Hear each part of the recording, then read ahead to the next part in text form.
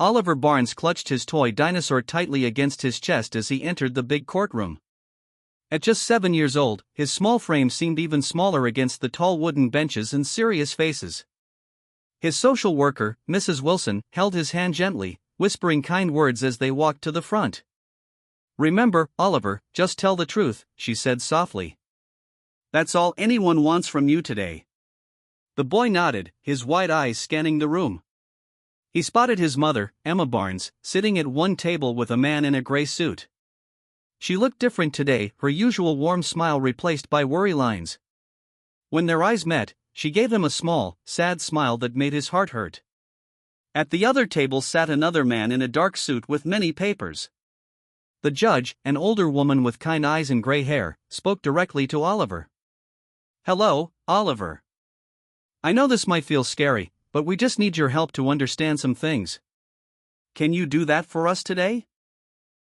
Oliver nodded again, his voice very quiet.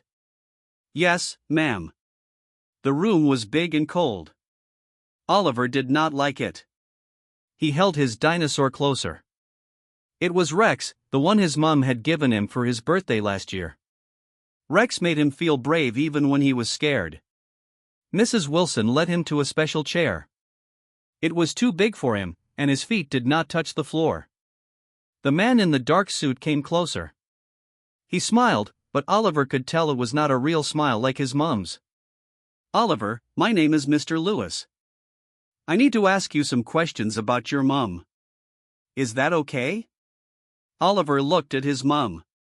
She nodded, so he nodded too. "Can you tell us about your home? What is it like living with your mom?" Oliver thought about this. "We have a small flat. My room has blue walls with stars that glow in the dark. Mom put them there because I was scared of the dark." "And what does your mom do during the day?" "She works a lot. Sometimes at the shop, sometimes cleaning houses, and sometimes at the call place where she talks on the phone." Mr. Lewis wrote something down. 3 jobs? That must mean she's not home very much." Oliver frowned. "She tries to be. She's always home for bedtime stories unless she has to work late. Then she leaves me notes with pictures." The man showed Oliver a paper. It had his mom's writing on it. "Do you know what this is?" Oliver nodded slowly. "That's my breathing paper. For when my chest gets tight and I can't breathe good." "Your asthma prescription," Mr. Lewis said. "Did you know your mom was changing these papers?" Oliver looked confused. "I just know I need my medicine or I get really sick. Once I had to go to the hospital in an ambulance because I couldn't breathe. Mom cried a lot that day." The room was quiet now. Everyone was looking at him.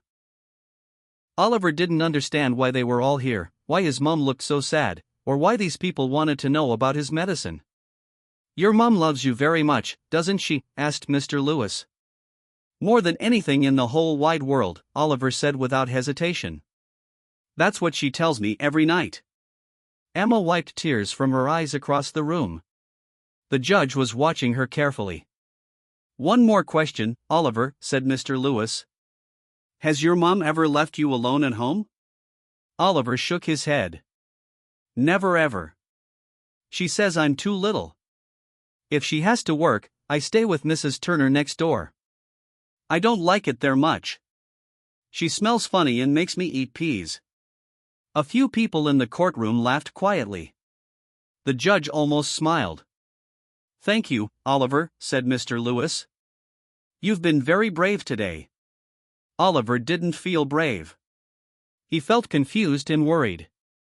Why was his mom in trouble? He knew she had done something with his medicine papers, but it was only because the medicine cost too much money. He had heard her on the phone many times, begging for help. The judge spoke up. "I think we've heard enough from the boy for now. Oliver, you can go with Mrs. Wilson to the waiting room. We have some grown-up things to discuss." As Oliver was let out, he looked back at his mother. She mouthed the words "I love you" and blew him a kiss. He caught it in his hand and held it to his heart, the way they always did when saying goodbye. No one in that courtroom knew that what the little boy had shared would change everything about this case. Oliver sat in the waiting room, swinging his legs back and forth. They didn't reach the floor.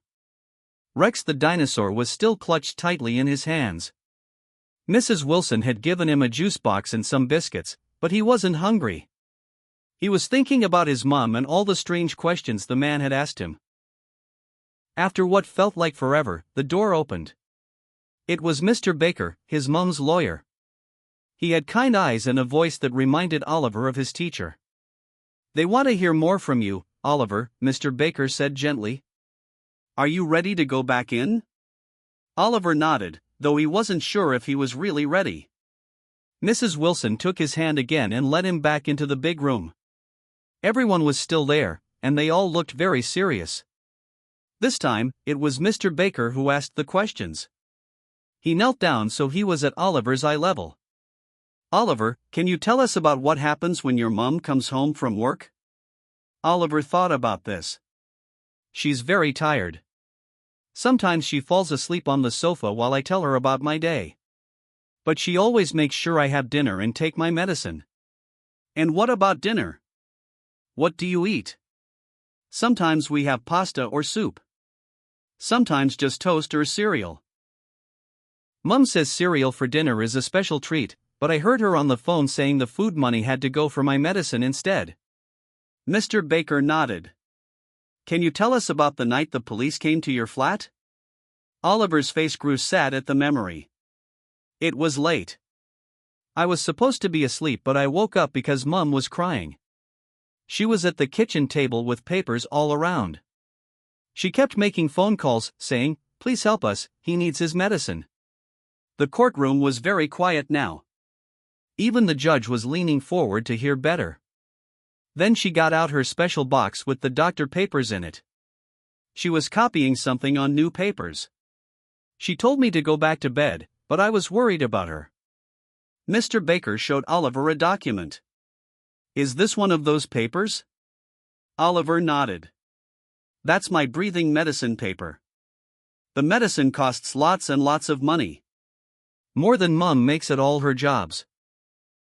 There was a strange sound in the courtroom, like many people taking a breath all at once. Oliver looked around, confused. "Then what happened?" Mr. Baker asked. There was a loud knock on the door. Mum looked scared. "She told me to go to my room and stay very quiet. But I peeked out. There were police people. They were talking loud to Mum. She was crying again. They found the papers she was working on and took them away. Then they took Mum away too." Oliver's voice got very small. "I had to stay with Mrs. Turner for 3 days. She didn't remember I needed my medicine at night. I got sick again."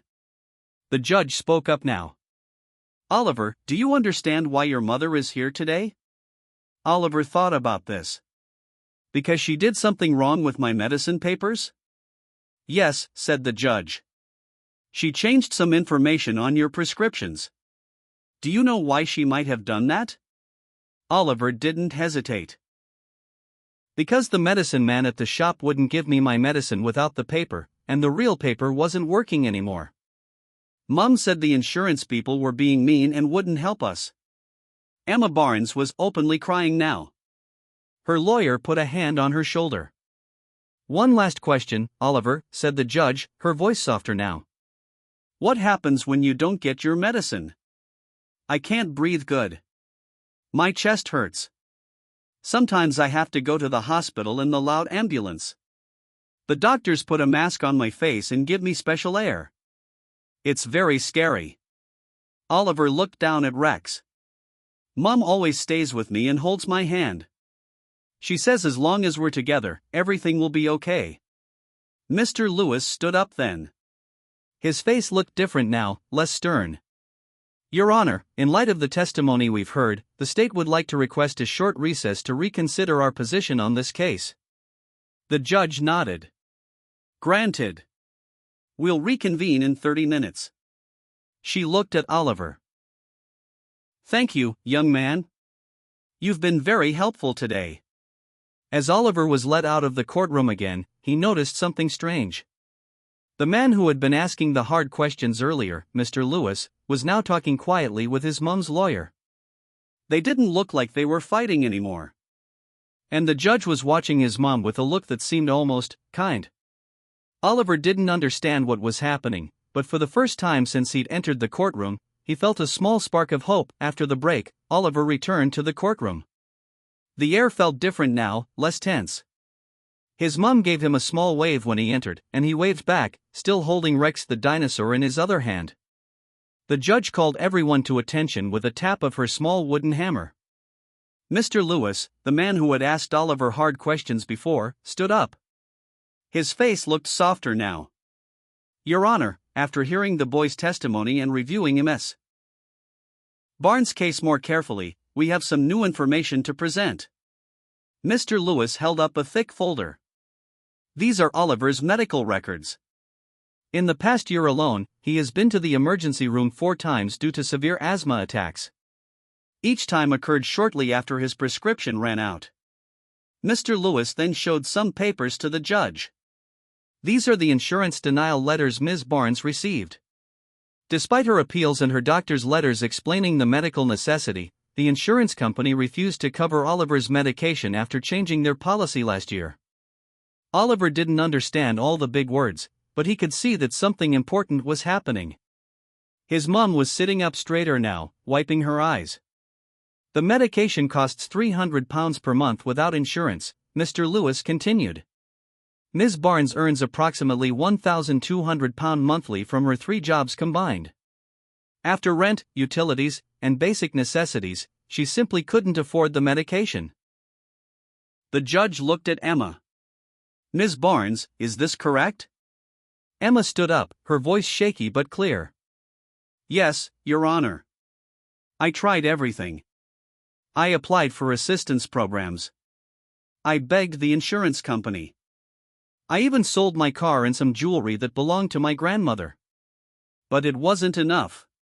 When Oliver had that bad attack and ended up in hospital, I became desperate. I couldn't watch my son struggle to breathe knowing I could have prevented it." Oliver remembered that night. He had woken up feeling like an elephant was sitting on his chest. His mom had held him close, her voice calm even though he could see the fear in her eyes. The judge looked at Oliver. "Young man, do you have anything else you want to tell us about your mother?" Oliver thought for a moment.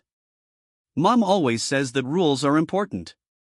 She makes me follow rules all the time, like brushing my teeth and being kind to others. But she also says that loving people is the biggest rule of all." He paused, looking at his dinosaur. "I think she broke the small rule because of the big rule."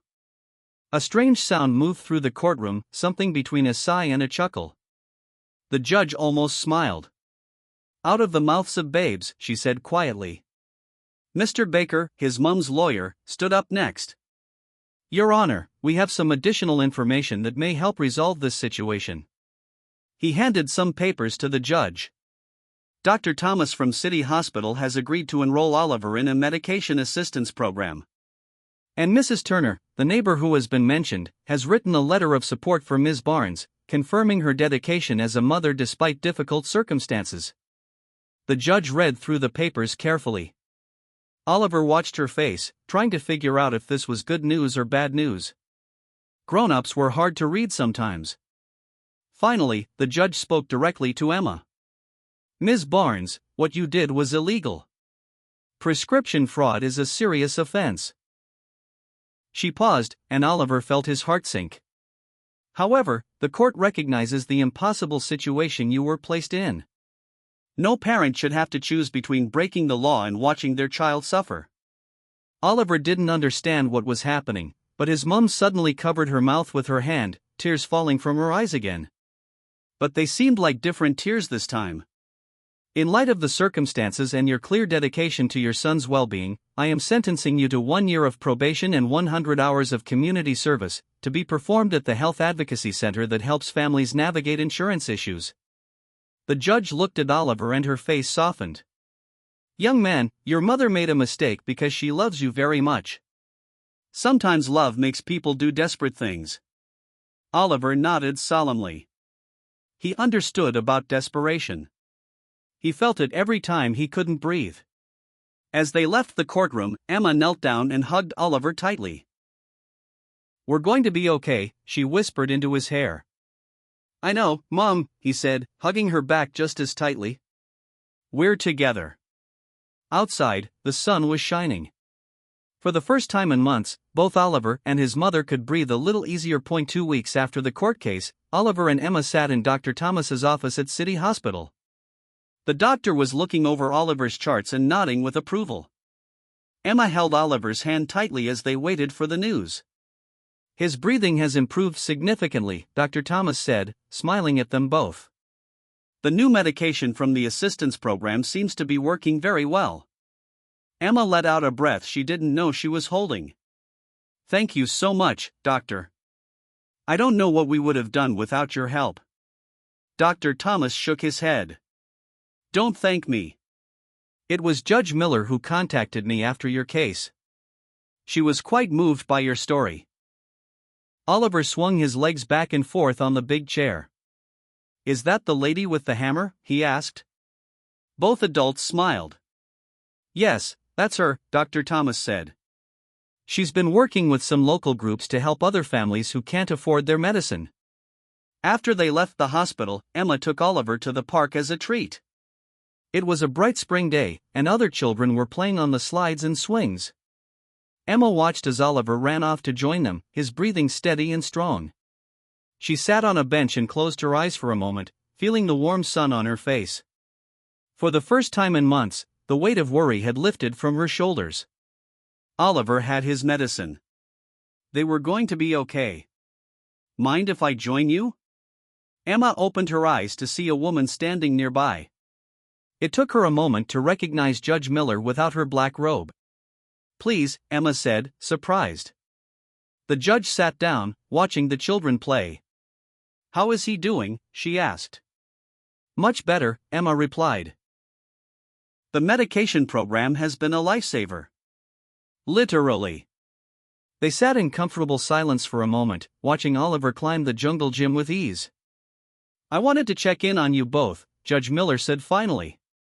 "Your case, it stayed with me." Emma nodded. "I still feel ashamed about what I did.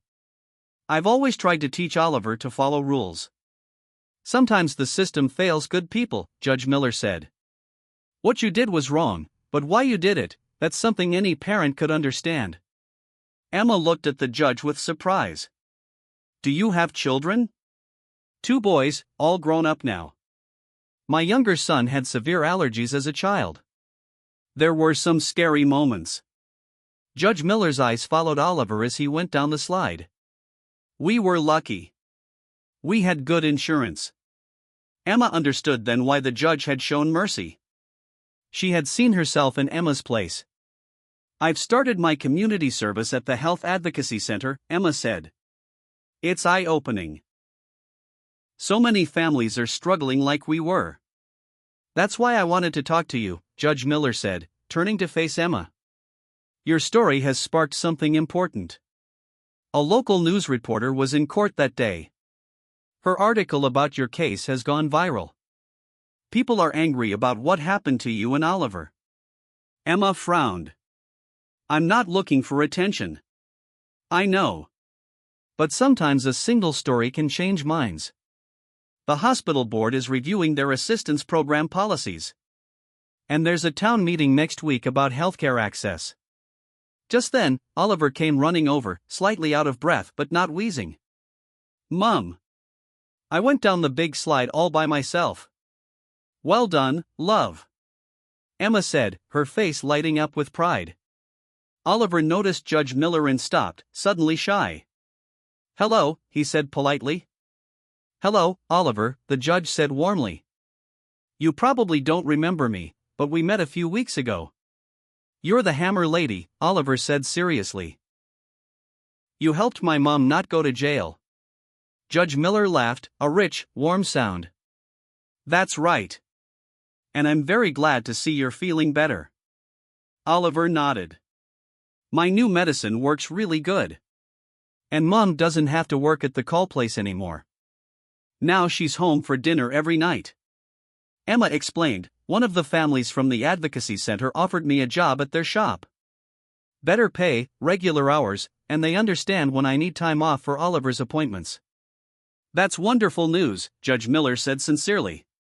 As Oliver ran back to the playground, Judge Miller turned to Emma.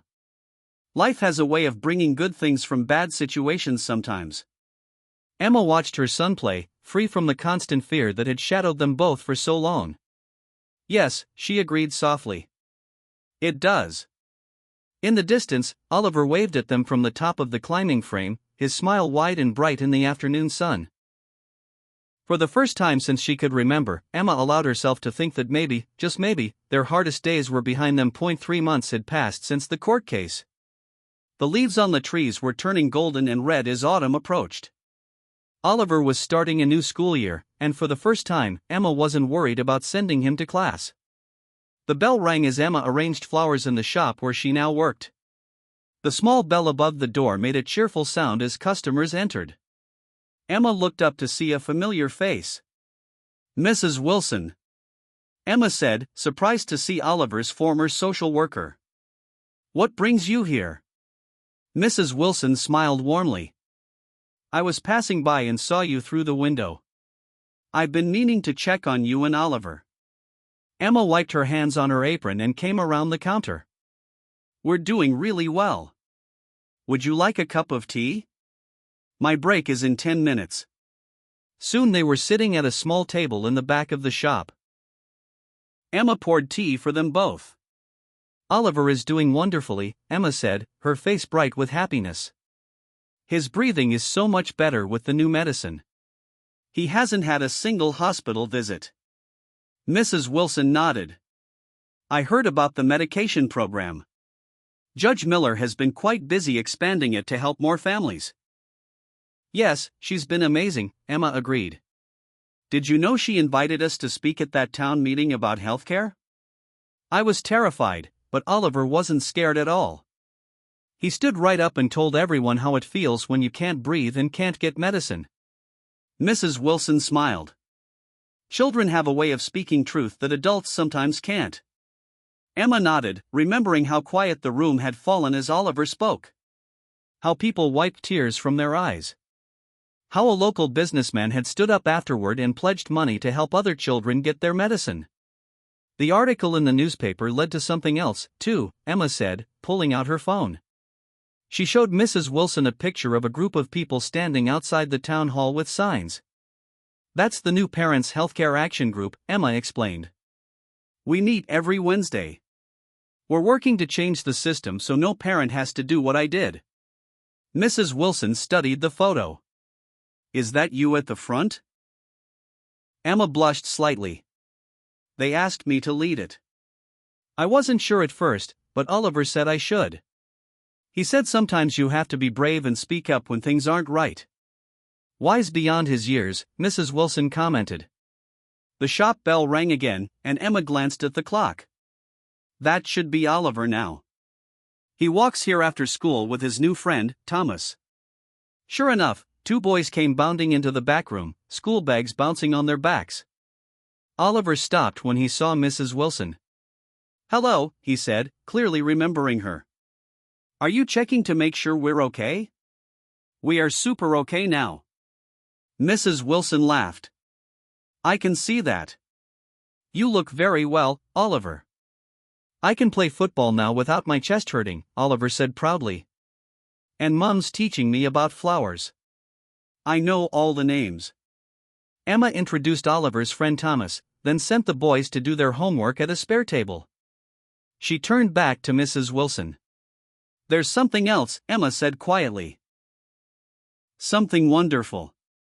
The local university has offered me a part-time scholarship. I'm going to study social work, like you. I want to help other families who are struggling. Mrs. Wilson's eyes widened with delight. Emma, that's fantastic news. I never would have thought that the worst day of my life would lead to all this good, Emma said, shaking her head in wonder.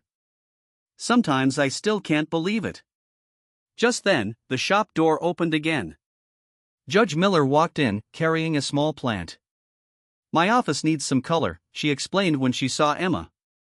I was hoping you could recommend something hard to kill. I'm terrible with plants. Emma laughed and got up to help her. The judge noticed Mrs. Wilson and Oliver and greeted them warmly. My mom's going to be a helper like Mrs. Wilson, Oliver announced proudly to the judge. And she doesn't cry at night anymore. The adults exchanged glances, touched by his honesty. As Emma helped the judge select a sturdy potted plant, she reflected on how much had changed. From that frightening day in court to now, with a better job, Oliver healthy, new friends, and a future she could look forward to. Later, as the autumn sun began to set, Emma locked up the shop. Oliver waited patiently, Rex the dinosaur still faithfully tucked under his arm. They walked home hand in hand through the golden evening light. Mom? Oliver asked as they walked. Yes, love? Are we really okay now? Really, truly? Emma squeezed his small hand in hers. Yes, Oliver. We really truly are. And for the first time in years, Emma knew in her heart that it was absolutely true.